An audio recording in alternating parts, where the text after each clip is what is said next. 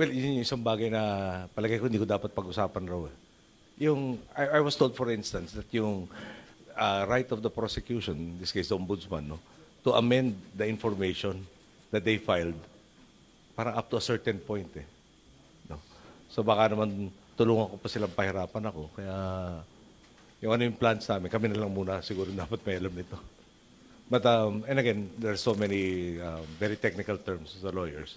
And my lawyers are still at the Sandigan Bayan. They're finishing certain things there. Baka best not to discuss those plans.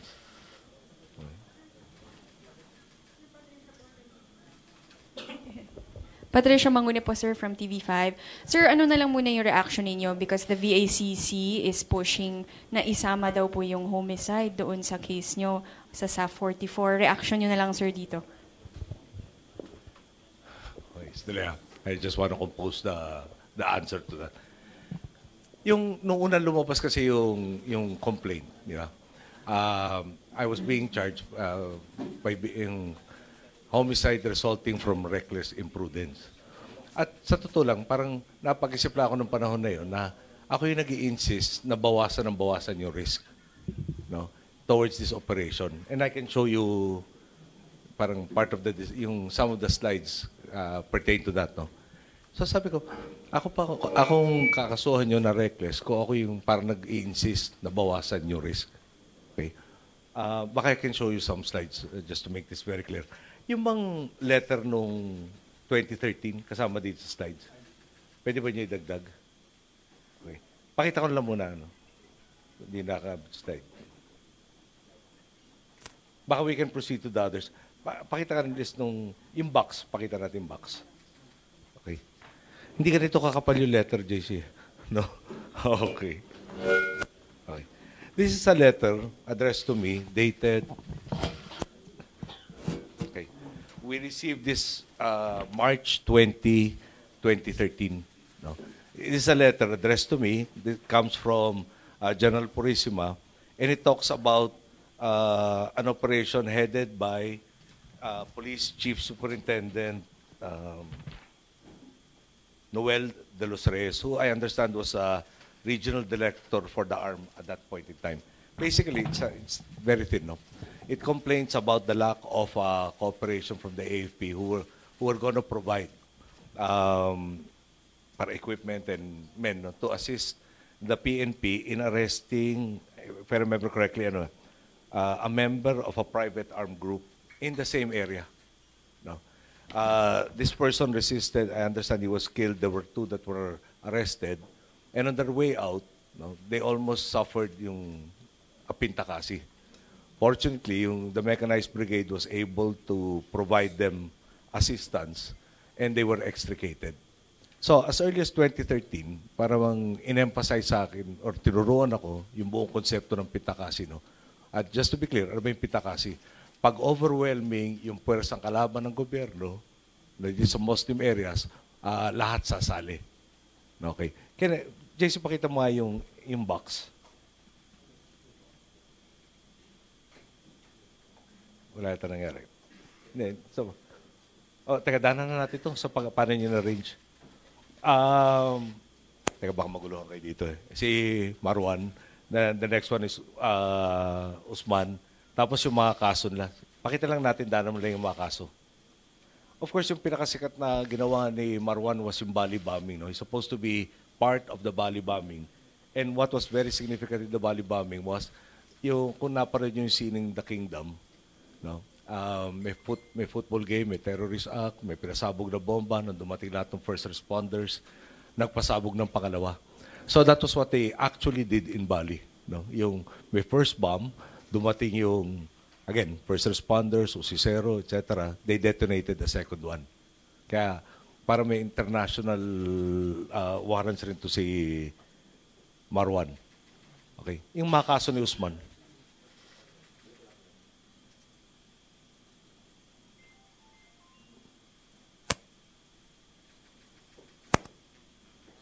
hindi kaya dapat nandito ko kung nasa may laptop nyo. Okay. Okay. Ito kay Usman. Paki-emphasize ko lang, no? Sorry, walang pointer. Wala ba ako natatakpan? Bombing. Fake courts na kung saan may mga kaso siya, all of these cases.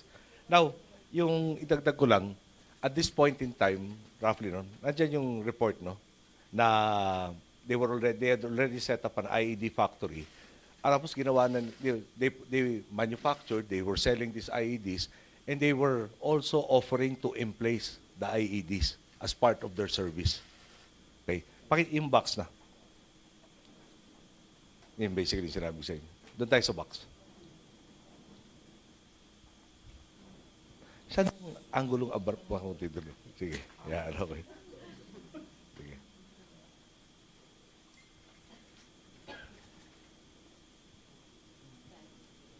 Sandali. Para hindi na natin balikan. Taga-BACC ka rin siguro. Okay.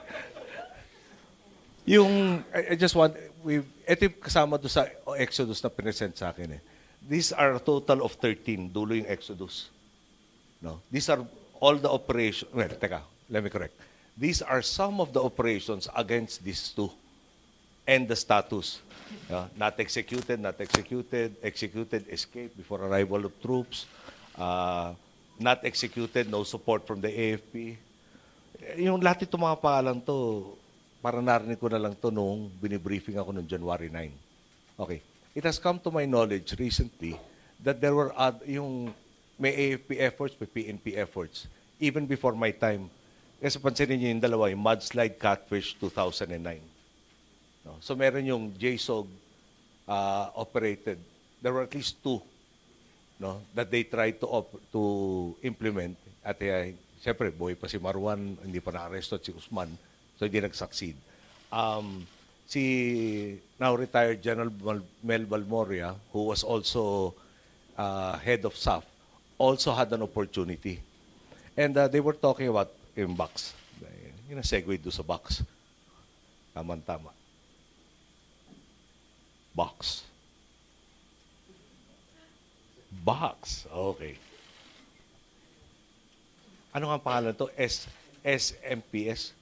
Paano? SPMS. SMPS. Ito yung tinatawag nilang box eh. No? Now, yung parating lang tinatawag tong area to, SMPS.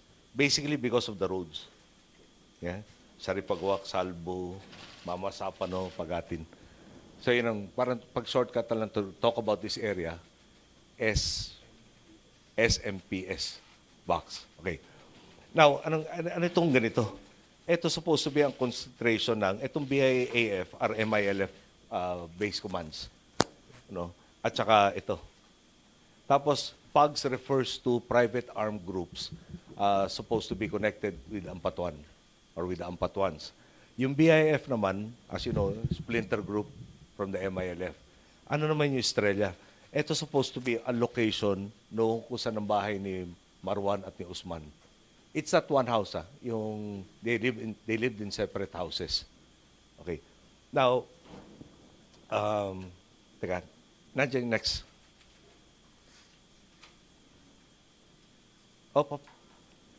Ito naman pinakita rin sa akin. Supposed to be, bawat isa niyang symbol na yan, who is the commander, how many men does he have, how many firearms do they have. Tapos, these are supposed to be locations within or slightly outside the box. Okay. Importante lang, dahil sinabi sa akin ni Peñas, teka, next slide, para kompleto. Yan na ba yung friendly? Okay. So, hindi ba lahat ng mga pinakita ka ng slide dito, no? Tsaka may konti dyan. Meron naman tayong government forces, no? Ito, 21st Mechanized Company. Okay, ito, hindi ko maalala. Mechanized Battalion, 2nd Mechanized. Basta ito pag ganito, AFP units, pag may MPS na ganyan, these are police. No? So that's the town, Datu Saudi Municipal Police Station. Okay? Tapos meron kang mga separate companies. Itong DRC are the Divisional Reconnaissance Company. Okay?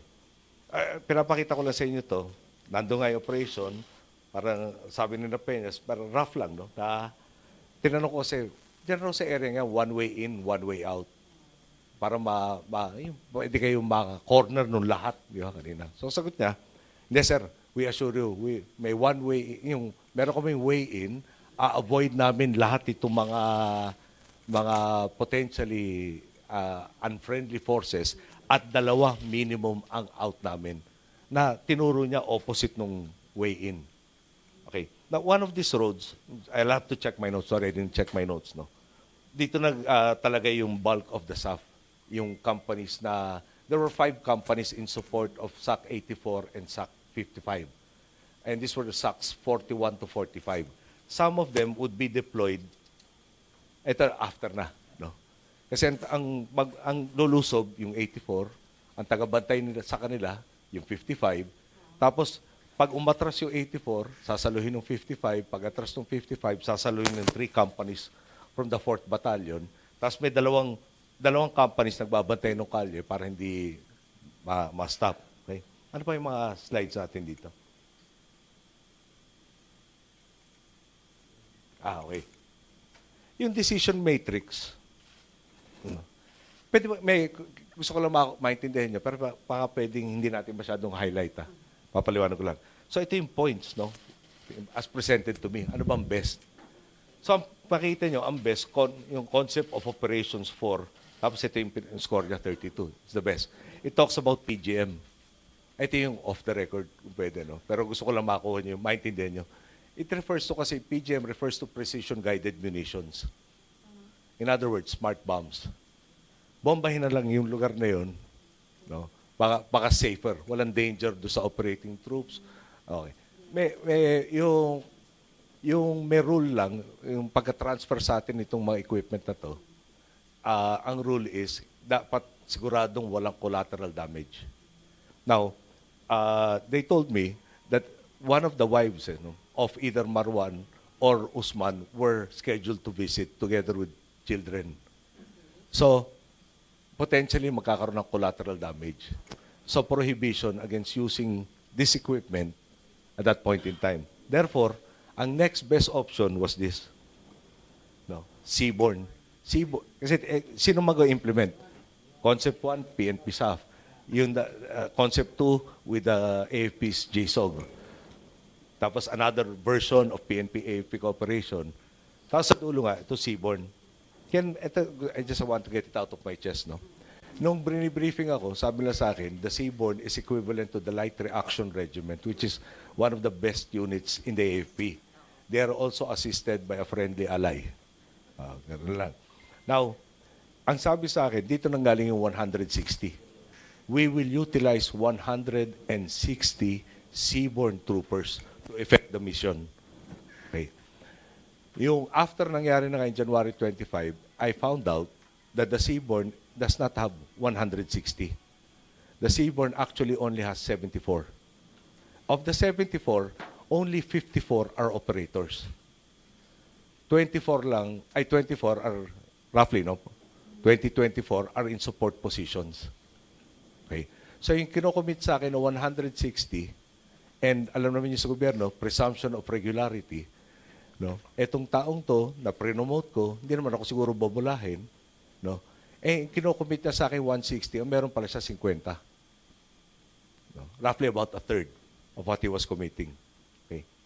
Next.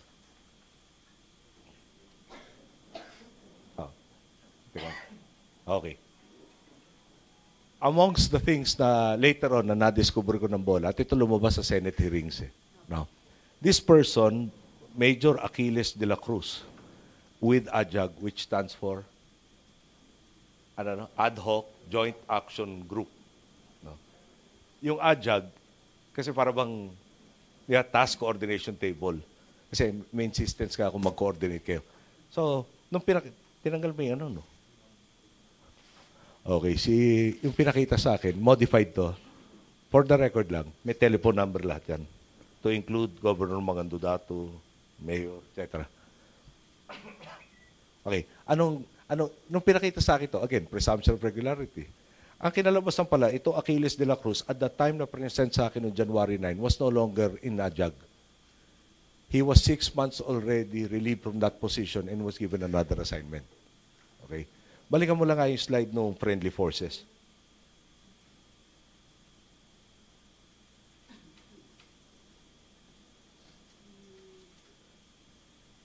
Okay.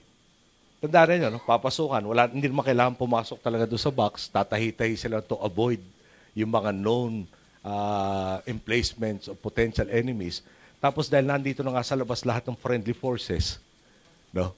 Parang, sir, dalawang ruta namin dito sa taas.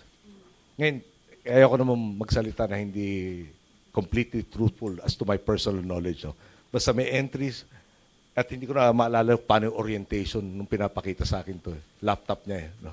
Basta papasok parang dito, lalabas doon sa taas, parang diretso na sa friendly forces. Ba? Ayan. At nag-coordinate na kayo. Wow. Parang mukhang okay. Nung lumabas doon sa Senate hearing, again, na hindi pala up-to-date tong ganito. Especially for the AFP units who had a lot of operations on this particular day.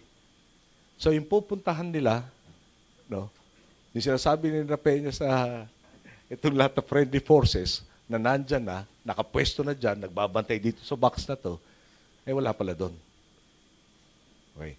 Ngayon, bakit hindi niya alam na nagbago? Eh hindi ko na kayang sagutin yon. Ang pagpresenta sa akin, nandito lahat yan. Okay. Now, sige pa. Yung sa ano, dulo na to, di ba? Yung airboats. Sige pa.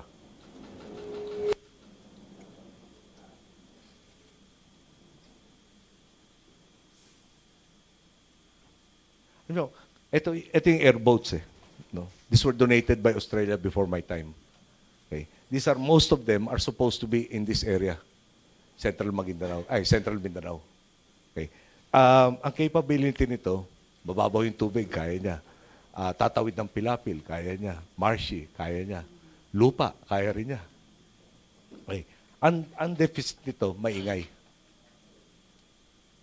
Pero kung exit, presumably, kung lumaban, yung mga arestuhin, nagkaputukan, wala nang value, wala nang surprise. Nagkabulabugan na. Sana again, sinabi sa akin to after. No? Dahil,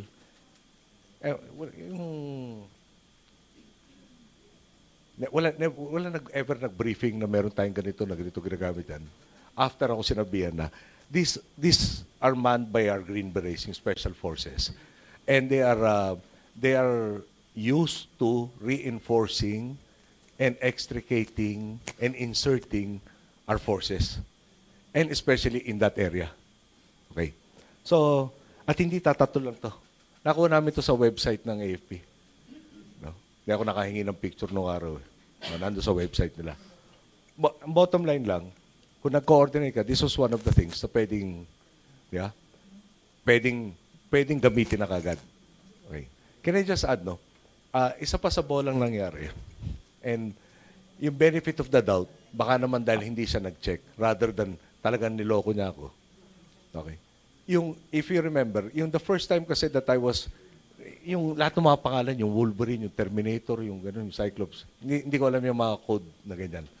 Alam ko lang na meron tayong mga target na, lahat ng foreign terrorists in the person of Marwan, nagkaroon ng previous operation, Marwan, Mawiya, he was also an international terrorist. Ang nadali doon, yung Abu Sayyaf leader called Dr. Abu.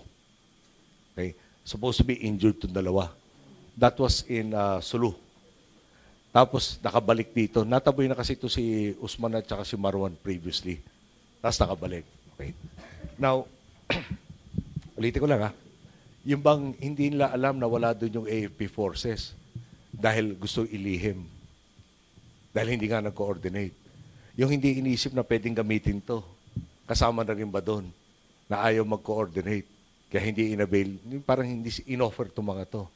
For that matter, kung nag-coordinate, kung hindi na kailangan ganun ka-quiet yung palabas, nandyan yung helicopters rin. Okay. And I'll just add, one of the things that I discovered later on was, out of curiosity, merong downtime, nasa opisina ako, and after Mamasapano, sabi ko, tinanong ko kasi, first time I was really given an indication na yung SAF mag-ooperate against these two was when I was given, I think, a text message from Alan Purisima talking about waterborne operation. Yung waterborne operation was one of those listed earlier, no? Na-abort dahil pag-alis pa lang nila, kung saan man sila nag-start, nag-umpisang, in technical term, they started to take on water. Okay? Yung Tagalog nun, lumulubog na sila. Okay? Now, ang issue ko dun, and that was siguro the first time I ever saw na Peñas face-to-face eh. Nagpunta sila sa PSG, sa Malacanang Park. We were in the firing range. Tapos, tinanong ko si Purisima, who trained me. No? Yung in special operations, in CQB, in time na PSG siya, time na mami ko. Sabi ko lang, yung every time na may ganito, may rehearsal. May rehearsal, makikita natin, gawin nga yung dalawa yung picture nung ano. Pakita niyo yung picture nung boats. Anyway, lahat tayo nakakita ng bangka eh. Yung bangka doon walang katig. Tapos may pinag-uusapan yung mga Navy people, yung mga sanay sa marine affairs. Tawag nila freeboard, distansya ng tubig at saka yung gilid ng barko. Ano yung height.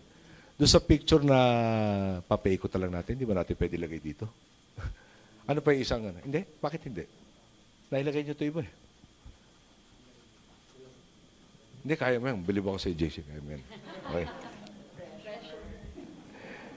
Okay, anyway, ang explanation was, no, yung plano kasi na waterborne, ito main means of transportation. May inland waterways. No? So, gagamitin nila, pwede mo paikutin lang sa inyo, no?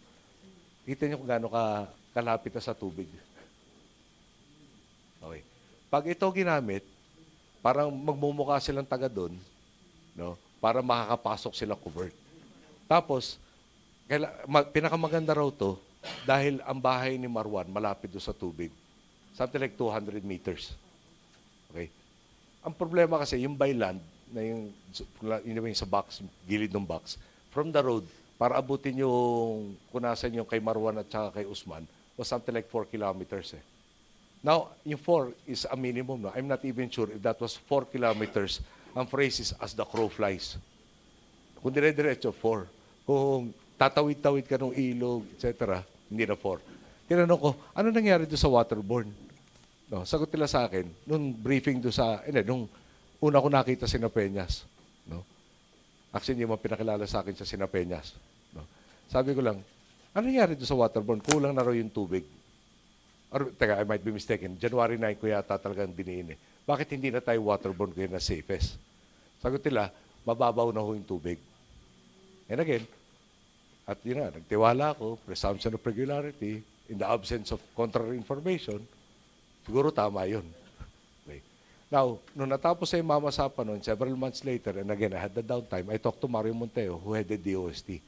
Out of curiosity, Mario, pakicheck mo lang ano ba ang water levels January in this area? Okay. Then he came back to me. Kasi yung previous na lumubog yung boat was late November, early December. Okay. So, parang, basta bottom line nun, nung unang attempt na ginamit yung mga bangka, etong water levels, pwedeng tumawid itong mga bangkang to. Okay? Pagtapos nung ginawa na itong Exodus, sabi nila sa akin, hindi na pwedeng by boat dahil mababaw na. Sagot sa akin ni Mario, Sir, kung ano ang levels nung time na yon at saka nitong January to, pareho lang. At actually, mas mataas pa dahil kakaulan. Okay? Alam niyo yung, after studying all of these things, no? Especially what went wrong, what happened, lahat nun, talagang lahat ng detalye, talagang basta may downtime at may naisip na bago, matanong ko ano ba nangyari dito, ano ba nangyari dyan. Okay. Tapos, one of the things that I discovered later on. Ngayon, why did they change the plan? Again, your guess is as good as mine. No? And them, no? Alam mo ba kayo, them, baka wrong pronoun eh. No? Dahil po kasi, lumalabas after in-interview yung mga survivors, marami nito sina Peñas eh. Hindi ko alam kung na-Peñas and some of his, yung deputy niya, some of his staff. Pero umabot na rin sa akin yung mga report ng maraming kumukontra nung pine-present yung plano. No? Nag-aagam-agam. Nung miniting ko yung survivors ng 84, which was a Friday, yung after dinala yung remains of all those who died, I distinctly remember, one was an NCO, medyo stocky guy, may bigote pa yata, maitim. Sabi sa akin, sir, alam na namin mapanganib itong mission na to. No? At may pagka-suicide. Kung wala yung artillery, wala kami laban. So, medyo nasyak ako nung sinabi niya. Sabi ko, sino mag-uutos ng suicide? Hindi natin gawain yung papasok ko yung suicide. Okay. Now, I just want to emphasize, no, yung, balik nga doon sa slide ng box. Yan, ito to. Mawawala ba yung nasa taas? Okay. Oh, this is supposed to be estimated, lahat nito mga to, 3,400. Okay. Tapos ang papasok na SAF, as initially briefed sa akin, na seaborne was 160. And that's what prompted me to ask, hindi ba yan ang formula ng Pintakasi? No. And, kinontra. That's why I insisted. And I got 2 yesers from Napeñas who was doing the entire briefing. No. Kaya nga kailangan kayo mag-coordinate. Yes, sir, pag-move namin. Hindi pwedeng pag-move nyo. No. Yung kanyon, kailangan nasa pwesto na lahat ng kailangan niya mapatakan. Yung cover yung escape nyo, bubuksan yung entry nyo, dapat nasa posisyon siya na maaabot ng range niya. Oh. Yung pagkailangan ninyo yung armor, no? Samban nyo kailangan ninyo yung armor, ipiproposition mo dyan. Kung kailangan natin ng aircraft, na ikaw rin makakaalam, kung pag-exit, mag-helicopter na kayo, kailangan rin nasa distance na malapit na hindi mabubuko yung mission nyo, na nandiyan na yung gasolina. I think everybody understands. No? These people in the AFP that you will coordinate with need time to prepare all of these things. Yeah? At I think I actually used the phrase, wag naman yung gawing pizza na 30 minutes or it's on us. Hindi mangyayari yun. No? Tapos doon tumigil yung conversation after his second yes, sir, that we will coordinate. And can I just add, doon sa coordination naman, at again, I don't want to impute negative things on anybody. There were 2 coordination meetings done, and I was given these details, again, after this incident na. One in Aguinaldo, and the second one in Zamboanga. Yung sa Aguinaldo, basically, nag-resulta, coordination between the AFP and the PNP. Mag-usap tayo sa Zamboanga to finalize all the details. Yung meeting sa Zamboanga happened, however, yung may dala ng intelligence package, which basically says, saan yung kalaban, ilan sila, anong armas nila, anong pwesto, all of that. Yung may dalang intelligence package na PNP did not show up. Therefore, hindi natapos yung coordination. So, I was made to understand that as far as the AFP was concerned, they were still awaiting this intelligence package, then a more thorough coordination, na lahat na nung specifics ilalabas. So, they were under the impression na hindi pa go. Okay. Now, I'd like to think that Napeñas, in his own way, took my warning about Pintakasi because yung 160 became, if I'm not mistaken, 394 all SAF. So parang nagkaroon ng admission na masyadong maliit yata to at medyo may panganib ko ng Pintakasi. Ulitin ko lang na 2013, binigyan ako ng report complaining about the lack of cooperation at a point in the same area na montik na Pintakasi. Okay. So hindi yung baka mangyari. Meron na talagang forma previous to this 2 years earlier or roughly 2 years earlier. Okay. So, tapos chain reaction na. Okay. Nung nagtatatawag siya na, umahanap po sila sa Klolo. Alam niyo, I just wanna add, nandito ba yung Zamboanga? Yung mga pictures sa Zamboanga. Yung kotse. Kayo na lang, ayusin nga nyo, tapos i-feed natin dito. Pakita ko lang sa inyo sa Zamboanga. Mamaya natin pag-usapan yung Zamboanga, better ba with the picture? No. Baka clearer with the picture. Okay, so, basta ang bottom line nito, ultimo nung pagsakay ko ng aeroplano papunta sa Zamboanga, dahil titignan ko ano nangyari, bakit na-penetrate, bakit yung hardened area, bakit nagkaroon ng bombahan. Kausap po yung Commanding General ng Air Force at the time, si Jeff Delgado, whom I told, Jeff, ang preso ko, nag-coordinate na lahat. Everybody was saying, we coordinated. At yung pagsabing we coordinated, di ba? Natapos na lahat yung details. Who is supposed to do what, when, where, lahat nun, Sabi ko kay Jeff, siguraduhin mo yung assets dedicated to this high-value target operation are available. Sagot niya sa akin, before I boarded the plane, yes, sir. Lalo na reinforce yung good. No? Sumunod sila lahat doon sa utos ko coordination. And of course, when the plane flew, nando si, if I remember correctly, si Marojas at si Bolts Casmin, doon lumabas na hindi sila aware na meron ganito operation. Di ba? Tapos, pero paano nyo hindi alam? Tapos when I get to Zamboanga, siyempre na-meeting ko yung mga Westmincom, other officers, parami ng parami yung hindi may alam. Okay? Na may ganito. Na Peñas was nowhere to be found. I got to talk to him mid-afternoon. Sino-sino pang... I don't have his number.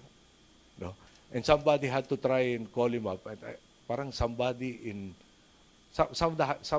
the hierarchy of the PNP managed to find him. And by the time I got to talk to him, yung halos, paano ba i-describe yun? Basta na, yung, ayoko naman masyadong stern sabihin, pero wala na akong maintindihan sa sinasabi niya. Baka nagsasalita pero parang natulala. Okay. At siya, di ba, parang, afterwards, kaya pala natulala to. Nangyari na yung pinakakabahan ko, na ipinaingat ko, inutos ko sa kanya, no, na i-minimize to, pagkuha nung, di ba, pagkuha ng suporta ng AFP, na alam niyang hindi niya ginawa. Kaya, ayan, todo disgrasya na. Kaya, syempre, hindi ko alam yun at the time. Okay. Ngayon, yung, in between that, dinalaw namin yung mga sugata sa Zamboanga, briefing ako tungkol doon sa pagbobomba, balik ako nila mami, gusto niyong pasukan yun, no?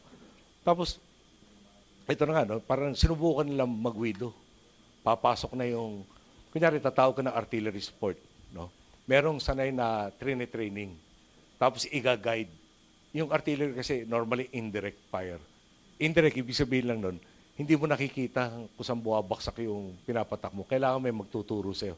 Several kilometers sa layo nito mga artillery. Bomba, ganun rin. O magsistrafing run yung aeroplano. Meron namang forward air controller. No? Kung nakapanood na kayo kung ano masining gera, meron parati ganun. Somebody, a pilot normally on the ground, directs all these aircraft para siya controller who drops what, when, and from what direction, yung mga ganun. The SAF didn't coordinate, didn't have a controller, they didn't have an observer for the artillery. Kasi pag pinutok na yung artillery, i-adjust. Dagdagan mo yung distansya, bawasan mo yung distansya, pakanan, pakaliwa, yung mga ganun, no? So, nung dumating sila na nagdadala ng mapa, sabi ng AFP, Google Map parang pinadala, tapos sinabi dito, parang yung puputok na artillery, medyo nag-aalanganin, dahil may mga rules, no? Pero maski sino sa atin dito, putokan ng artillery, no? At sana walang tamaang hindi dapat. Na kausap mo, ay wala doon. Ang kausap mo, ito mga naiwan doon sa command post na nasa ibang probinsya pa, na kumukontak sa'yo. So, parang ang baba ng confidence mo. Siyempre, pag pinatakan mo, tinamaan yung barangay, no, mass murderer ka, kasalanan mo lang yun. Dapat hindi ka sumunod, hindi ka sasabihin. Pero yung talagang trying to make up for all the deficiencies, parang nagka-catch up at the very last minute. Okay. Ngayon doon sa time on target, parang binigyan na Peñas doon sa Senate hearing yun. Wala raw ako i-make. Alam nyo kasi parang, gamitin ko lang example, Kapampangan ako, no? Kunyari Tagalog, sinabi mo ibon, bird. Sa Kapampangan, ebon, itlog. Pag kayong dalawa nag-usap at di kayo nagkaintindihan, yung isa pinag-uusapan niya ibon, yung isa pinag-uusapan pala itlog. Okay. So, sina Peñas, meron siyang understanding ng time on target. Ako may understanding rin ako ng time on target. Ano ba yung time on target? Basically, kino-coordinate mo. Di ba? Walang point na puputokan mo itong rutang to na nandyan yung kakampi mo. So, kailangan nandyan yan pag wala yung kakampi mo. So, magsischedule kayo. You have to clear this area by such and such a time dahil there will be an artillery barrage. Or, darating yung aeroplano, maghuhulog ng bomba, magsistrafing run. Sabay pinutukan ng kanyon. Baka natamaan pa ng kanyon natin, aeroplano natin. Magko-coordinate rin yun. Kailan ka ba dapat papasok para sigurado walang danger nun? Oh. Yun ang time on target na, I guess that's the American doctrine. Tsaka what a lot of people will understand with time on target. Ngayon sa kanila pala, yung time on target, may operation ka, pupuntahan mo yung territorial police. May raid kami. Ora mismo. So, baka pag manguhuli ka ng saklaan, okay yun. Pero pag yung ipoposisyon mo yung kanyon, no, puputokan mo yung specific areas ng kanyon, or nakahanda yung aeroplano, nakagasap na, nakakabit na yung munitions, all of that, hindi pwede yung ora mismo. Alam mo, sorry, ako napahaba yung pinag-uusapan ko dito dahil hindi talagang, di ba? Yung sama na loob, ano ba sama doon sa utos ko sa'yo? Nakukunti kayo, delikado mapinta kasi, manigurado ka, meron ka sufficient force na para, di ba, sindakin yung iba na, oy, hindi kayo siguradong lamang dito. No? Anong mali doon? Anong mali doon na i-preserve yung lahat ng buhay nila? At pati na rin ng kalaban. Di ba kung, yung sabi sa akin ng AFP later on, dito sa area to, pag may gagawin silang operation, dahil 3,400 nga doon, ang kumikilo sila division strength. A division, syempre, is bigger than a battalion, and a division is normally 10,000 people. So, para yun pa yung minimum. 3,000 yung potential na kalaban, 10,000 yung papasok, no? Parang 3-to-1 advantage. Minimum. Kaya lang, merong artillery, may armor, may aircraft, may multiplying factor yun. So, sina Peñas, naging RMG dito. Regional Mobile Group in ARM. Yung hindi natin pwede sabihin na hindi niya alam yung kultura. Ano ba yung kultura? Papasok kayo, ang advantage yung para makasneak in darkness. May night vision kayo. Okay. Ang kultura doon, 4 o'clock ng umaga, Muslim, nag-umpisa na ng 5 prayers. First prayer, 4 o'clock. So kailangan, naka-in-place sa lahat ng tropa mo before 4. Dapat alam niyo yung kultura niyan. Nung naligaw-ligaw na yung 84, dahil yung guide sila, sanay sa area, pag may araw, pero sa gabi, walang landmarks, naligaw, pwede na nag-abort. Of course, tinanong na rin siya doon, bakit itong exodus nyo, walang plano ng abort? No? At pabayaan ko na siya. Total, doon kami makikita-kita siguro. Doon kami sumagot lahat ng mga tanong. No? At sasabihin naman, bakit sinisisimulat? Ako, ulitin ko lang, no? Yung sama na loob talaga. Mali ba na kumuha kayo ng alalay? Mali ba na gamitin naman niyo yung pwersa ng gobyerno na gawin yung talagang obligasyon niyo? Alam niyo, nung tinanong ako ng isang tatay nung mga nasawi, sabi niya sa akin, pinapunta ho niyo doon at pinabayaan niyo. Yan talagang masakit rin sa akin. Sabi ko, pinabayaan ko. Alam niyo, parang before lunch, isang opisyal, si now Westmincom Commander General Galvez, who was then in AJAG rin yata siya AJAG or IMT, well, kausap yung IMT. Siya yung tinawagan sa Iligan na sinasabi may nangyayari dito sa Mamasapano. And by the time he got in, he was already talking of a ceasefire, recovering casualties, etc. That was before lunch.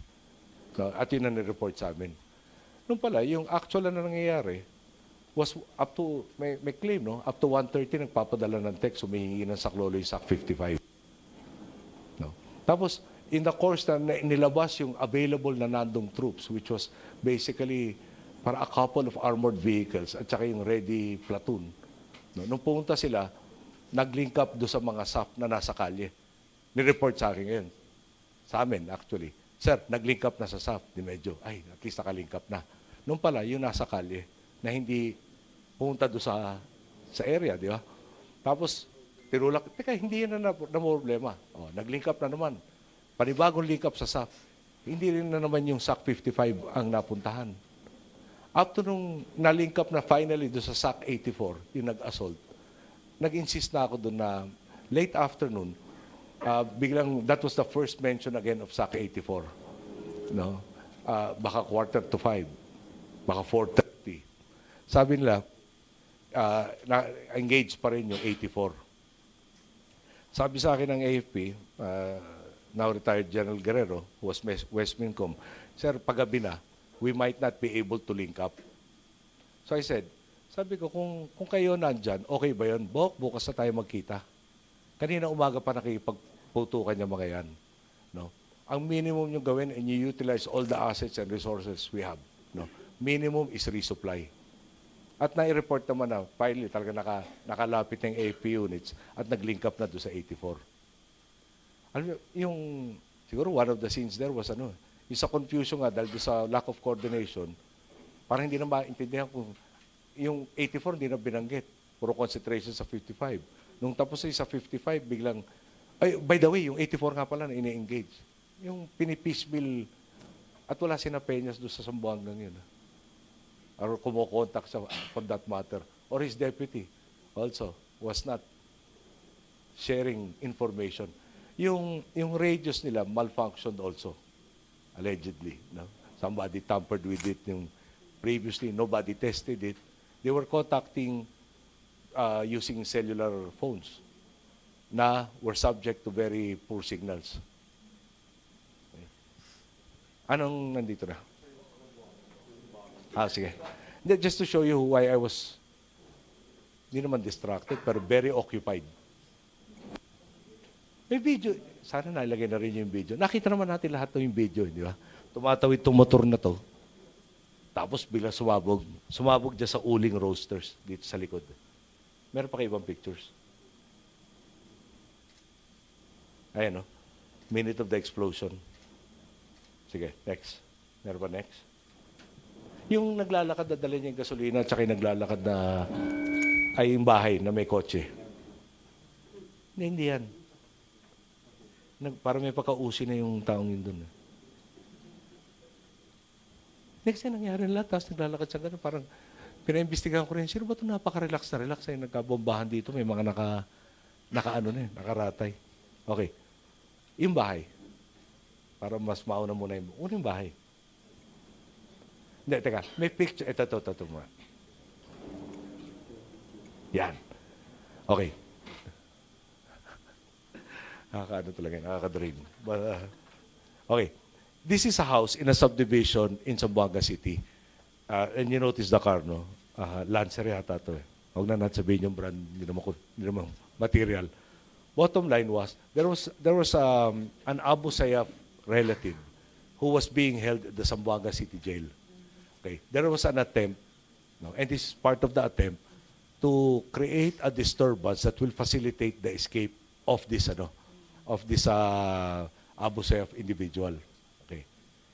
They actually tried to smuggle in firearms. Ang tanda ko, 3.45 caliber pistols with about 10 or 11 magazines. At pinapasok to through yung mga stoves na kinoconstruct lang doon sa area. Okay. Na-intercept yun. Dahil na-intercept, nalaman yung plan, na gano'n na rin sila. Nakuha yung cellphone. Yung cellphone nagamit ng forces natin for a little while, kausap yung mga kakuntsaba sa labas. At na-discern nila na may planong magbomba. Tapos may mga phrases in the language. Tanda ko yata, maglalagay ng isda or something like that. Basta in their language, in the vernacular. Okay. Now, na-triangulate to a subdivision. No? And they check, sana wala ako sinisirang intelligence methodology ngayon. Basta, pwede ba gano'n na lang? No, na-triangulate sa subdivision and they managed to correlate several houses in the subdivision as potential places or place where yung kausap do sa yung kakuntsaba sa labas would be residing. So they conducted the surveillance. The surveillance, proof nito, yung kotse. Balikan mo nga yung nakaparada nitong kotseng to. Ito. Ito yung uling roaster. Nakasulat pala. Uling roaster. Harap yung bus depot. Nakaparada sa bus depot muna. Tinaboy. Pagtaboy, nilagay sa skinita. Yan yung kotse. Okay. So, yung dalawang naglalakad.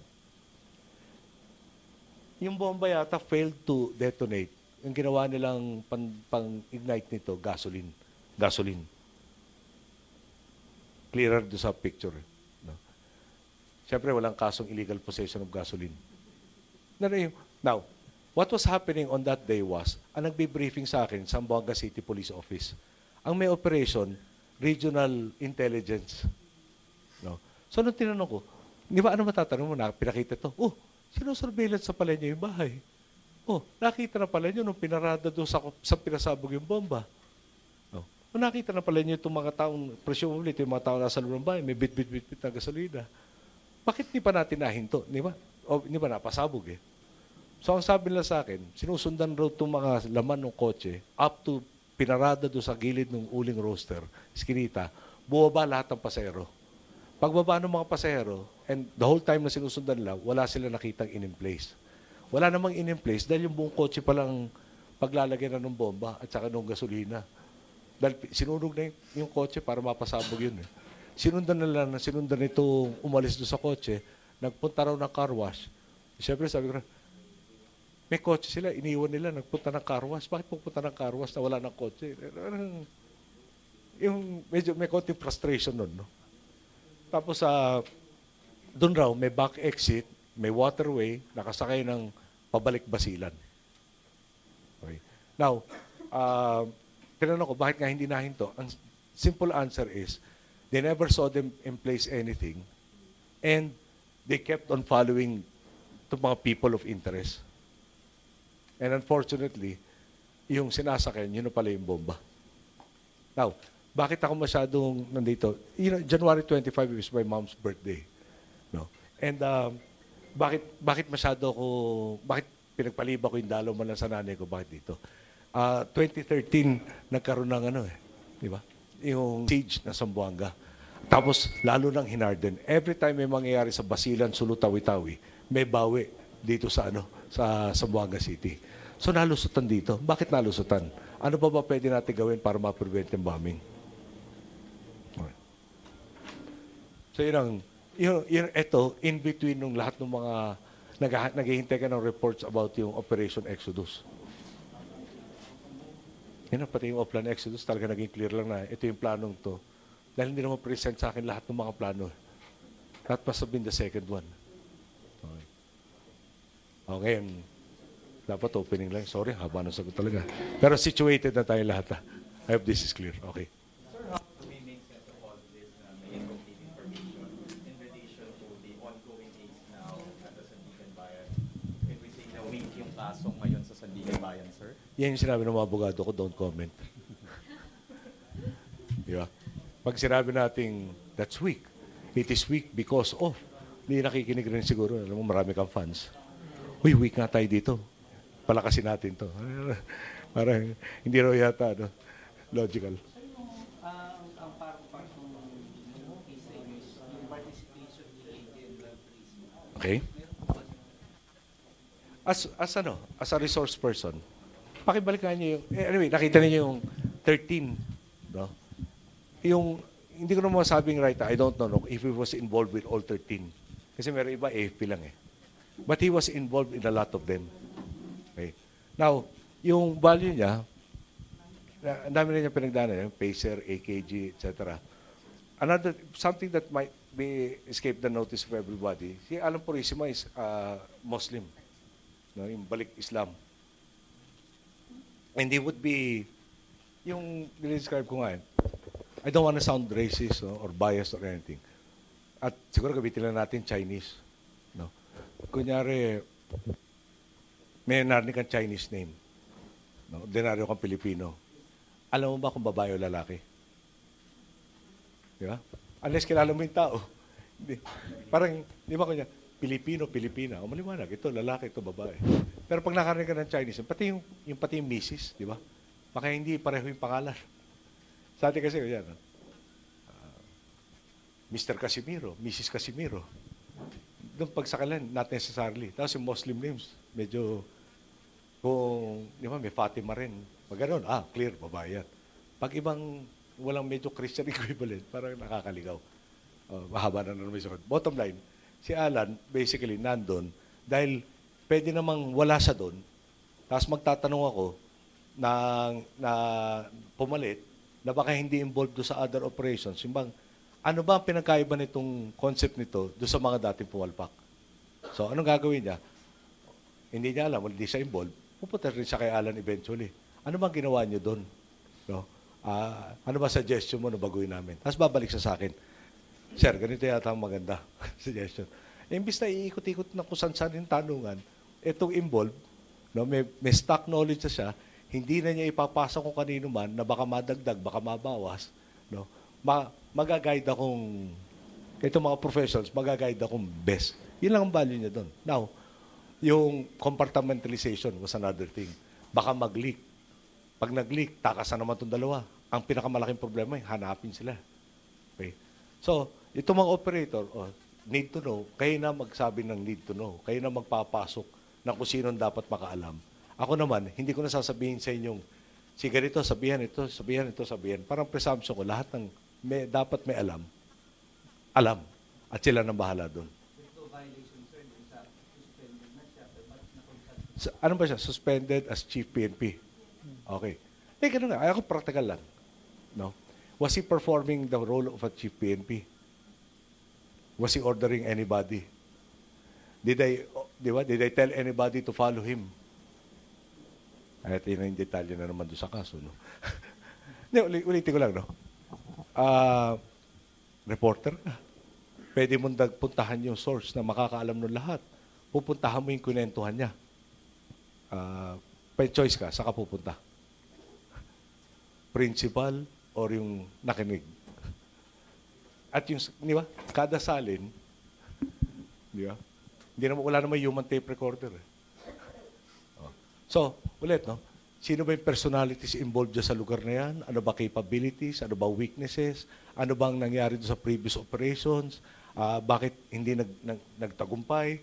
Ano ba yung medyo successful dyan? Ano ba dapat i-strengthen? Parang stock knowledge yan ito. Tapos, pinipili lang dadaan, yung bago siya na-suspend, ongoing na yung no? Operations yung previous. Sina Peñas, hindi ako kausap. Nung chief niya, dinadaan niya doon. Sasabihin sa akin ni Purisima, gusto kayong kausapin. Tapos parang tinuloy lang nilang gano'n naman, no? Wala pa rin ako number na Peñas. At dinaan, sir, pwede ba kami mag-briefing? Nung briefing ng January 9, puro sina Peñas na nag-present. Yung pinakita namin sa inyong slides are part of 72 slide presentation coming from na Peñas' laptop. I found out in Spina, January 9. Okay. Sorry. January 8. January 8, we were meeting, planning for the Pope's visit at your security. Okay. After that meeting, I was told by the NSA that, tinanong sa akin specifically, and perhaps this is verbatim, sir, are you aware that General Espina is not aware of this operation? Gulat ako. Ha? Bakit hindi niya alam? And I think that was the time na tinext ako na gusto mag-present ni na Peñas. So, on January 9, nung na-terminate yung meeting, I told Alan Purisima na yung hindi pala alam ni Dindo to, General Espina sa nickname. Unfair yan. Pag may nangyaring bulilyaso, siya mananagot. Informant mo. So that was an order. No?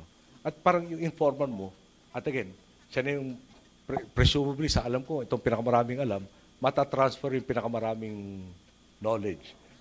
So before I was told on January 8, ang presumption ko, alam. Dahil siya na yung OIC. Oh. Si Marojas naman, I had occasion to tell him about yung aborted operation dahil lumulubog yung barko. No? So afterwards, I asked him, sabi ko, bakit nasabi mong hindi mo alam to? And his explanation was, pinalala ko, parang naalala mo nung pinag-usapan natin ito, lumakad sila, tapos bigla lumulubog na yung barko. Oh, sir.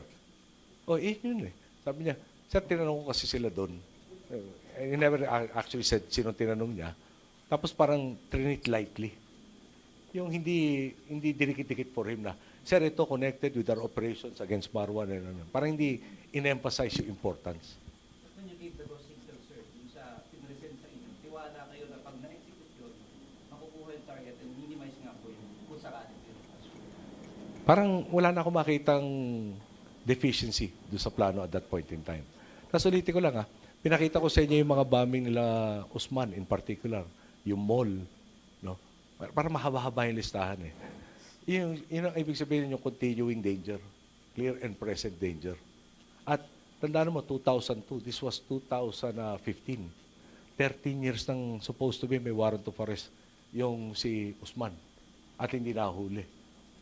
Tapos dumating sila, pag sila referred to PNP, they said, Sir, meron kaming intelligence na actionable. Actionable, eto, valid tong information ngayon dito, pwede kaming kumilos based on this.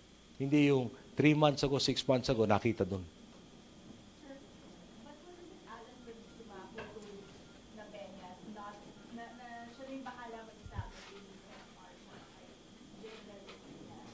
No, sandali kino-caution lang ako, dami ko na rin detalye sinasabi para this is for the trial. Pero, ulitin ko lang Marojas and I talked about this previously. No, I reminded him of a previous discussion wherein I talked about these boats that were sinking. At parang, siguro kinutsa ako ng konti. Ano man ito mga bata natin ito? Sasakay ng barkong lulubog. Sir, I'm not aware of that. I'll look into it. Hindi na siya bumalik sa akin. So, hindi na siya nagtanong sa akin. Pero sabi ko, alam na niya lahat to. Now, specifically sinabi sa akin na hindi alam ni Espina by the NSA. And that's why, timing na timing, kikita kami bukas, dito ko sasabihin, turn over mo itong lahat ng alam mo. Dahil bago nun, presumption ko, dahil hindi na siya pwede mag-order ko kanina, na may turnover ka ng responsibilities. Ako kasama na dun. Ito, ongoing operations. Sir, why did you decide to post bail even before the court?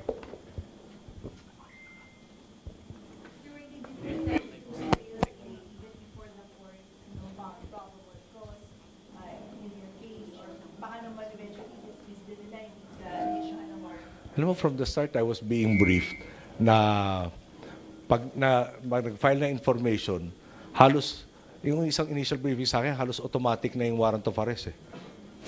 No? Sa totoo lang, gusto ko sana makauwi ng Tarlac, hintay ko itong, di ba, yung motion for reconsideration, dinenay, magpa-file na information.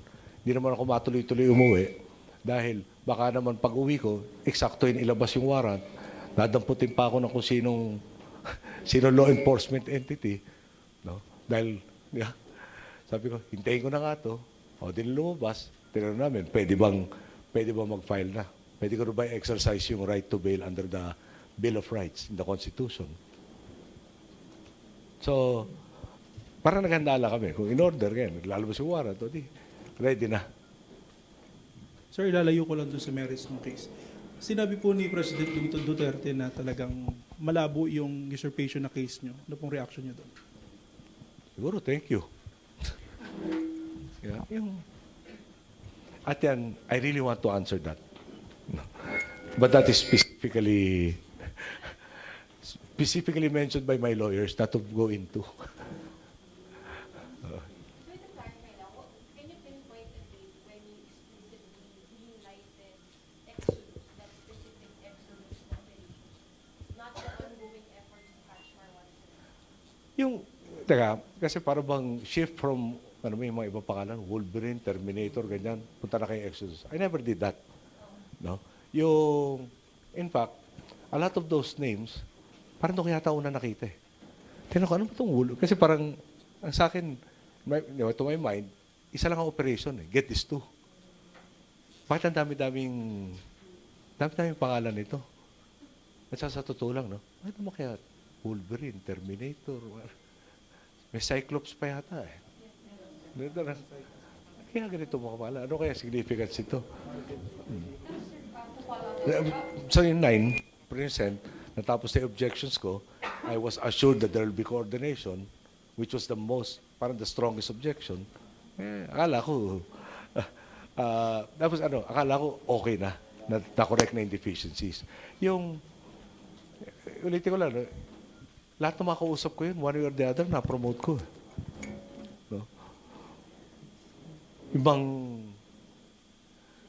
Wala akong alam na galit nila sa akin. Wala akong alam na dahilan na dapat sila magsinungaling. Or parang lumabag doon sa utos. Yung utos was both logical and legal. More importantly, legal.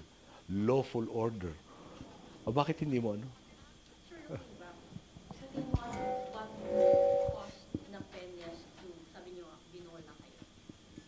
Ito speculation na. Oh. Much later on, there was supposed to be bad blood between the Peñas and his AP counterpart. Yung 6th Division Commander, si Ed Pangilinan.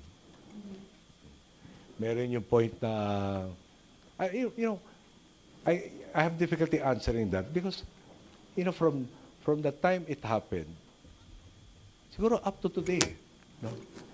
And I don't ask the question as often now, but kept asking, ano pumasok sa isip nito na susugal ng ganyang katindi?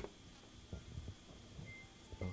Ano ba yung, di ba? Parang, what was driving him to embark on this? And I don't have that answer. Dami na nag-speculate. Yung reward, yung ganito, fried chicken, magre-retire na, gusto ng feather in his cap. Ang dami speculation.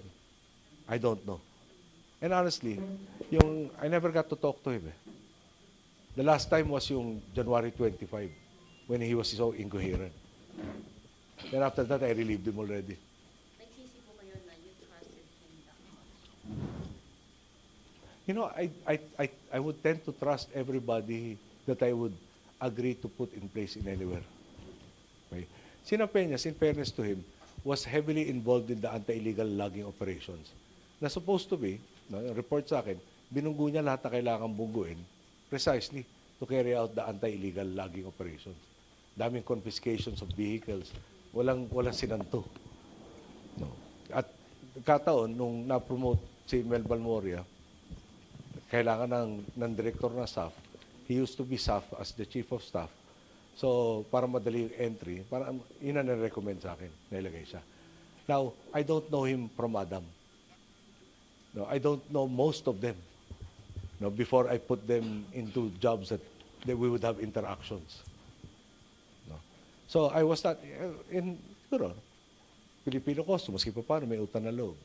Prinomote kita, second star. Hindi mo na ako sure pati yung first star pero sigurado ako yung second star.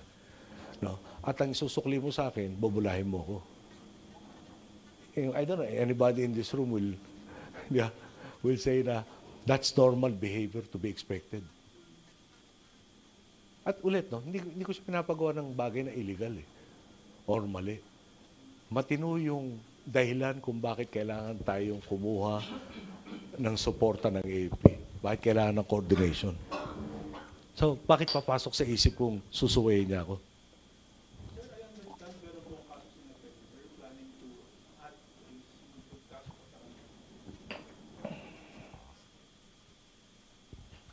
Kailangan ko pa desisyon kasi kung hindi yung ikabubuti ba ng bayan o personal kong issue. At siguro dapat naman na manigurado ako masatisfy yung ikabubuti ng bayan. Nag-iisip ako yan. Having said that, meron naman mga ibang parang talagang ginawa ng cottage industry, magsampan ako nung kaso sa amin. O yun, yun, palagay ko hindi naman yata tama rin yun. Mr. President, two quick questions lang po. Yung tungkol po dun sa bail posting po ninyo, iniisip po ba ninyo na mahina ang laban ninyo sa kaso kaya ngayon pa lang nag-post na kayo? Although, we know na yung proseso po ng bail posting na ginawa po ninyo ay allowed po under the rule of court. Then, Actually, nag-umpisa sa Constitution. The right to bail except in cases of reclusion perpetua and where evidence is nasa yung Constitution. So, ini-expect na po ninyo na kapag nagdesisyon po yung korte ang briefing, halos pro forma na pag nag-file ng information na determine probable cause, pag-execute ng warrant of arrest. So, kung may warrant of arrest, di ako magpapiansa, Friday pa ngayon, no, nag-uusap tayo ngayon siguro, ayaw ko nung kulungan. No? May karapatan naman ako magpiansa. No? Kaya, ginamit ko naman yung karapatan ko. Tulad ng sino mang, di ba, nalalagay sa ganito sitwasyon. Or something similar. So ngayon pa lang po iniisip na po ninyo na mahina po yung laban po ninyo sa korte? Pag iniisip ko malakas ang laban ko doon, dapat nagpakulong ako. Oo? Iba tayo. Walang connection yung mahina, malakas. Ang tingin ko sa kaso. Karapatan ko, magpiyansa. Apo. May next question po ay, pwede ho bang gumawa ho tayo ng comparison? Kasi ang in connection lang doon sa question ni Ms. Weng, yung salitang pinagsisisihan. Kasi kung ikukumpara ho sa naging desisyon ni President Rodrigo Duterte doon sa katatapos lang po na gyera sa Marawi, siya ho mismo ang nagdesisyon at mas marami pa ho yung namatay. More than 100 po sa kawal ng gobyerno. Ano yung tanong? At yung tanong po ay, ang pwede ho ba ninyo o naisip po ba ninyong ang pagsisisi ron kayo na lang ho sana mismo ang gumawa ng sariling desisyon at hindi na ho ninyo ipinasa pa sa mga tao po ninyo sa baba? May ginawa akong desisyon eh. Okay. Sorry kung medyo pagod na. Yung isang titulo ng presidente kasi chief executive. Ano ba ini-execute? Batas. Ano sabi ng batas? Yung korte may karapatan mag-issue ng warrant of arrest. Yung korte, pwede ibigay siya yung RTC number, nag-issue ng warrant of arrest kay Usman in the year 2002. 2002, congressman ako. No, may warrant na.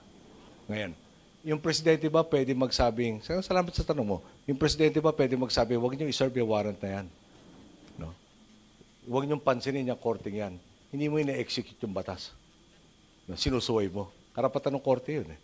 No? Kailangan mo patupad yung batas. So, ako na lang magdesisyon. Alam mo, yung sino ang mga kalaban dyan, ano bang kakayahan na, etc. Ang mga may alam dyan, ito mga nag-operate na doon. Sila yung professional. Nagdalubhasa sila, nagsanay sila sa ganyan, whether it's police operations or military operations. Ako naman, baka may konti akong alam, pero pag, maski buhay ko nakataya dyan, ilan ba mga pangalan ang kaya ko idikit sa mga muka ng bawat tao doon? No? So, siguro ito, kanina pinag-uusapan namin ito. Nasa ilalim kong Department of Health ng presidente ako.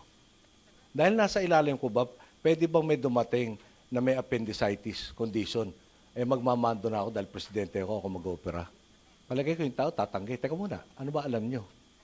Tama? Dyan, di ba ganun din yun? Alam ko ba kung saan sila nagkukuta? Alam ko ba kung gaano karami sila? Alam ko ba sino mga kaalyado nila? Alam ko ba kakayahan, kahinaan nila? No? Tapos sasabihin ko lahat ng inisip ko dito sa mga mag-ooperate. No? Na sila may alam. Magmamando ako, magmamurunong ako. Parang may punto na itong mga mas magagaling dyan sa larangan na yan kaysa sa akin, galangin ko naman yung kakayahan. No? Ngayon, inaalis ko ba sa akin ang sisi? Hindi. Naloko ko eh. No? Hindi namin natunugan na sumusuway doon sa usapan at sa utos. Lawful order, sinusuway hanggang too late na. Doon, tagal ko na inisip, meron ba ibang paraan para nahuli kong hindi para sumusunod itong mga to? At depensa ko lang talaga doon, bakit ko dapat isipin na itong mga taong to, haharapin ako at harap-harapan bubulahin ako bilang Pangulo ng Republika. Na wala akong atraso sa kanila, na may mga utang sila sa akin, at yun na, hindi ko masasagot yun. Tanungin na natin na Peñas in particular. Kung sakali ho ba na kayo mismo yung direktang nagbigay ho ng instruction sa Armed Forces of the Philippines kasama si General na Peñas, ay nabago ho kaya yung nangyari? Well, kung narinig mo kanina kasi, 2013, nagreklamo si Purisima. Ginawa ko doon, kinausap ko yung Chief of Staff. Tinanong ko, bakit ganito? Meron kayong kinumit ng mga resources sa kanila ng paghuli dito sa mga miyembro ng PAG, hindi raw dumating. Hindi dumating, muntik sila na pintakasi. Okay? Bigyan mo ng kopya ng 2013 na letter, no? Okay. So, after that, napalitan na yung Chief of Staff, umabot na kay Greg Katapang dito sa puntong to, sinabi ko rin kay Greg Katapang, no? Na yung coordination. So, in fact, noong January 9 meeting, sinabi ko kay na Peñas, alam na ng Chief of Staff, alam na ng Director General, ito operation na to, at nag-usap na may coordination, ikaw naman ngayon ang magpupuno ng detalye. Kausapin mo yung counterpart mo. para ilagay na lahat ng detalye. At yun, tanda-tanda ako, specific na sinabi ko sa kanya. Dahil sabi niya, paano ho kung ma-compromise? Yung bang masyadong marami makalam. Kaya nga, kakausapin mo lang yung isa na area commander na kaya mag-utos ng lahat itong mga iba't ibang, yung artillery, yung aircraft, lahat ng assets na nasa kanya, pwede siya mag-utos na siya lang parang pwede siya lang ang may alam kung ano yung pakay na naabutin tong dalawang high-value targets.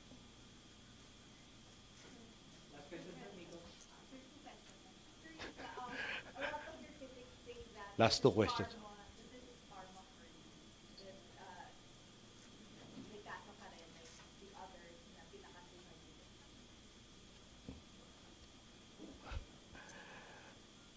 Sorry, kinaklaro ko lang sa isip ko yung Buddhist concept ng karma. Alam mo kasi parang, I think, I'd like to use an example pero huwag na lang yun.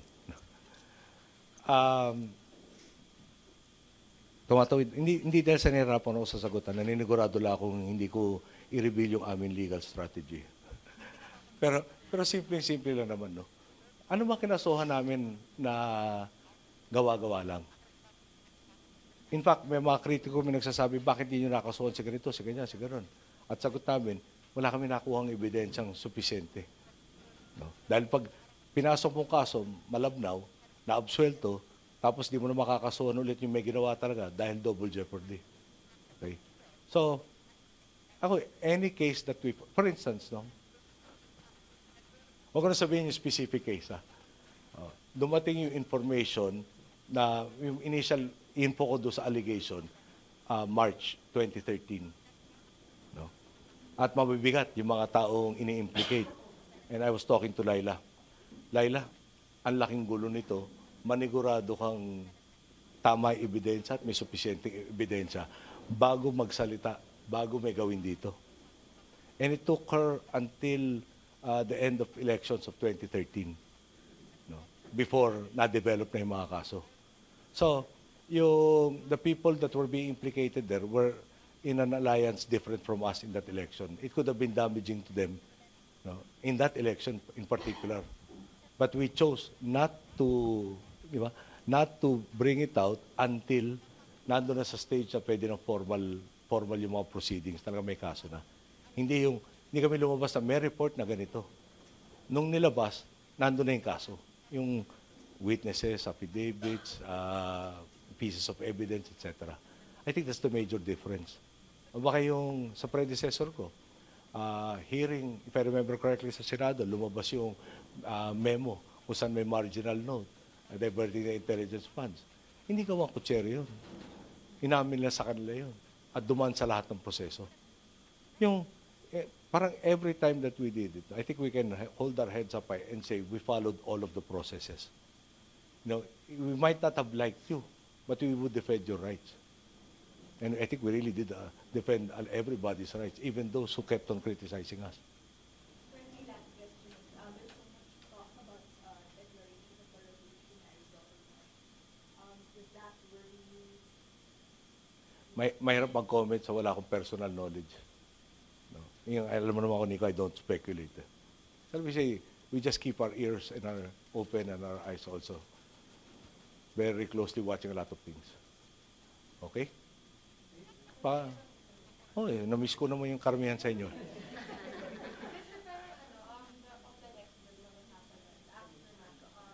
in one of the lowest points yung sa surveys sa inyo at that time. It was a very difficult period in your presidency office. Tapos ngayon, sir, it resulted in the first case filed against you after your presidency. What do you make of all this? What do you make of the decisions you made in 2015 and the confidence you got? To be honest with you, when I entered the office, and even when I was thinking of whether or not to run, understood what was the aim. We want to change things. Now, when you change things, there are people benefiting from the status quo. The people who benefit from the status quo will resent the withdrawal of their privileges. And they will want to strike back at you at some point in time. So going into this job, we knew that there would be consequences because of our aim of changing it. So, and if somebody will ask, why did you embark on that? Eh kung uupo lang tayo dyan na take our turn do sa merry-go-round, wag na lang. No? Kung upo tayo dyan, binigyan tayo ng pagkakataon, sinagad natin na talaga may nabago tayo, yun ang dapat nating habulin. Okay. Now, having said that, di ba, parang, and this in all sincerity and honesty, yung I met with the families, a lot of the relatives of the slain members of SAF. And we tried as much as possible to put their lives parang in a better condition than that condition that they lost their main breadwinner, etc. I guess if anything, no, if I pause and reflect on this, sa totoo mas naaawa ako dito sa parang pinagsasamantalahan yung grief nung lahat nitong mga naulila. Di ba parang papaasahin pa na, hindi, mahuhuli natin talaga yung salarin, yung ganyan. Na yung mga nag-uudyok, alam naman lang, hindi yun ang totoo. No? So, para ibabangon mo, para paasahin mo, tapos ilalaglag mo ulit.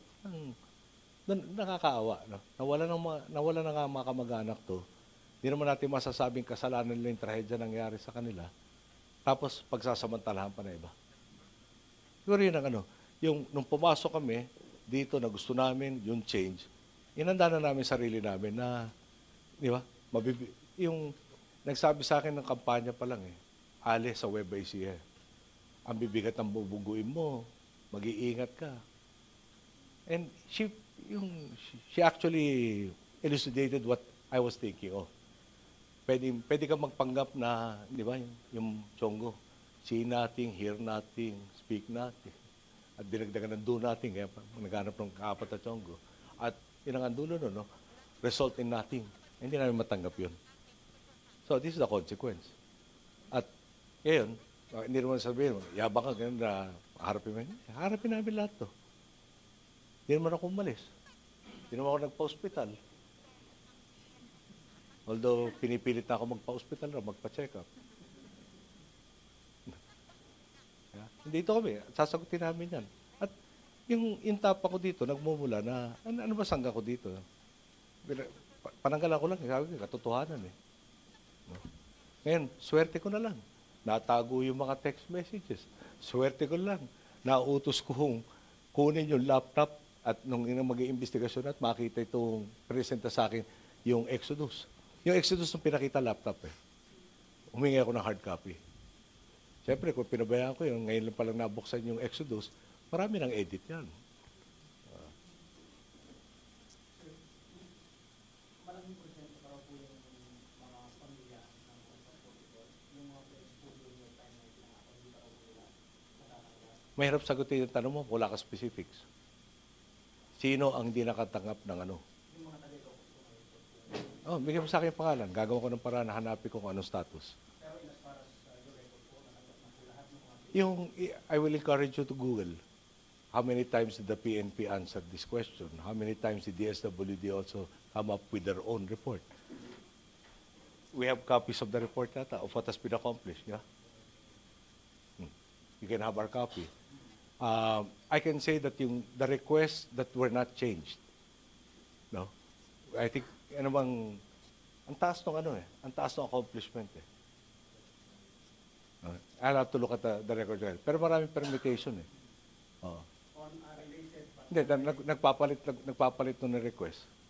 Yan na, time's up na rin kami. ay doon lang ko nahihirapan kasi may pledge yata from National Housing Authority na sila mismo yung ipili kung saan lugar nila itatayo. Yun po yung mga bagay na nag-iiba po. Ang hirap sagutin yan dahil isang beses ituturo yung kapatid ang may kailangan. Nung inuumpisa na yung proseso, ituturo doon sa pamangkin na lang raw. Kung minsan, dadami yung gagawin scholar.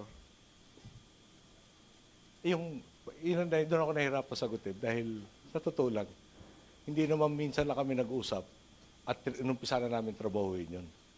No? Inumpisa namin. At nung ginagawa, marami rin nagpalit na specifics.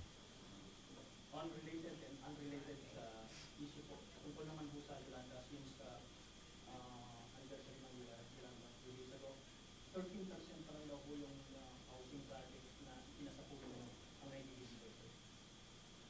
Yung nabasa ko kanina, sinasagot yung issue ng Yolanda. At pareho nung hinarap namin, yung lupang pagtatayuan, hindi pa natituluhan in favor of government or NHA. Pakibasa na lang. Kaysa ulitin ko lahat nung nandun. Pero tanda ko, ito yung mga tinuturo sa akin nun. Alam mo yung pwera doon sa ano, no? Yeah. Para klaro lesson. Yolanda, for instance. Sige. Contrast natin, ha. Nagkaroon ng mga bagyo sa Amerika, tsaka yung kanilang teritoryo, Puerto Rico. Napabasa mo ba yung gano'ng karami sa Puerto Rico may kuryente na?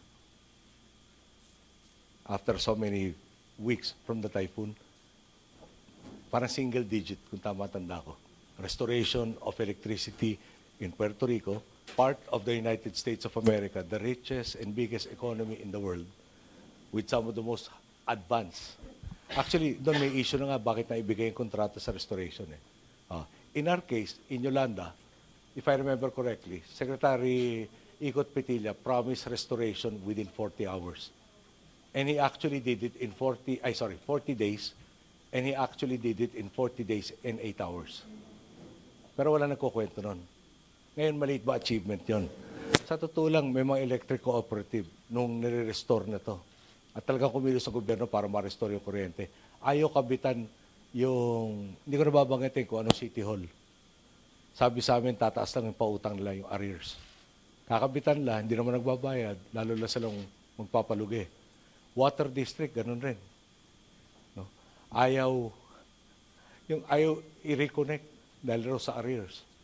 Dito sa mga housing areas, nagiging problema rin yon.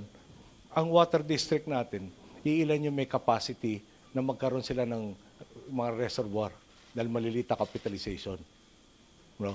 Parang tinulungan natin na, kunyari, electric cooperatives, magtayo nito mga poste para ibalik yung kuryente, lagay yung kawad, at kasi sumabay doon sa ating sitio electrification. Sa tubig naman, ganun rin. Sinusubukan namin pagbuuin yung mga water districts na lumaki ang kapasidad nila na magkaroon ng mga proyektong tutugon doon sa sitwasyon ng tubig. Hindi lang dahil sa Yolanda, pero yung nag-exist bago nun. Yung sa houses naman, liti ko lang, no? Pagbasahin mo, kung hindi ako nagkakamali, ngayon, araw na to o kahapon, binabanggit ko ano pa rin yung problema dyan sa housing. At yun na nga, yung lupa, na-transfer na ba? Meron na bang, yung may authority na ba? Ang NHA, umpisahan yung bahay na yan. Alam mo, kung hindi ako nagkakamali, tinatandaan ako kasi, no? May punto na pati structural engineers, kung hindi ako nagkakamali, ito yung baka yung Bohol at saka yung Cebu na earthquake. Magre-rebuild nung lahat na nasira. Okay. Ang isang requirement bago mo i-release yung funds, kailangan merong detalyadong plano. Yung detalyadong plano, kailangan dumaan sa tinatawag na structural engineer. Karamihan ng mga city engineer, municipal engineer, hindi structural engineer. So DPWH ang naghanap ng mga engineer na tutulong gumawa ng planong yon. So, sabihin ko sa inyo, no? Ako ba ay masaya sa lahat na nagawa sa Yolanda? No? Siyempre, alam naman yun, nandun ako, sabi ko sa inyo parati, kung ano man nagawa, kulang. Pero sana, huwag naman natin kalimutan, gaano karami bang inapektuhan ng Yolanda? At sana, huwag natin kalimutan yung Amerika na hindi magawang i-restore yung kuryente, tayo nagawa natin sa oras na pinangako. Baka naman pwede maalala rin yung nagawa namin tama.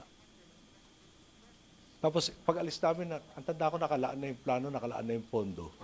Pero yung bulk ng bahay, mako-construct after we step down from office.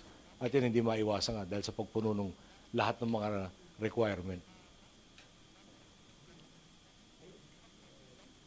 Okay ba? Next year na tayo ulit. Kung gusto pa niyo ako kausapin, kung di naman si JC yung gusto kausapin. Nasaan yung sa Bill of Rights? Ano yung right to make?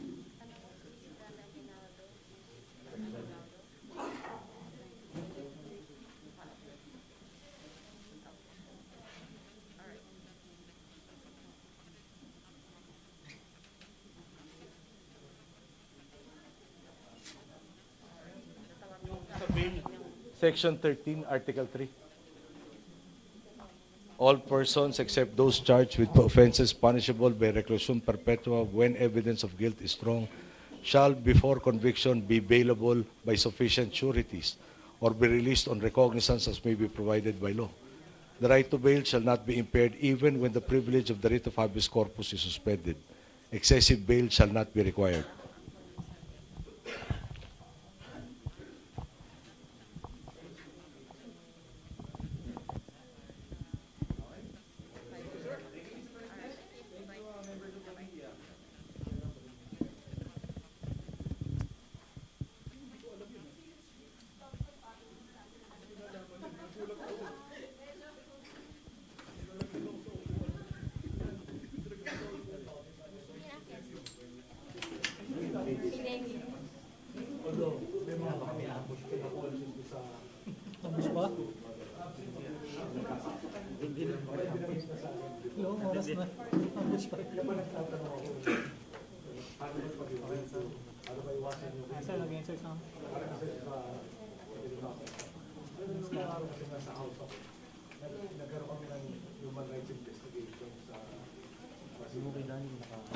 Pero kami mga witness na yan.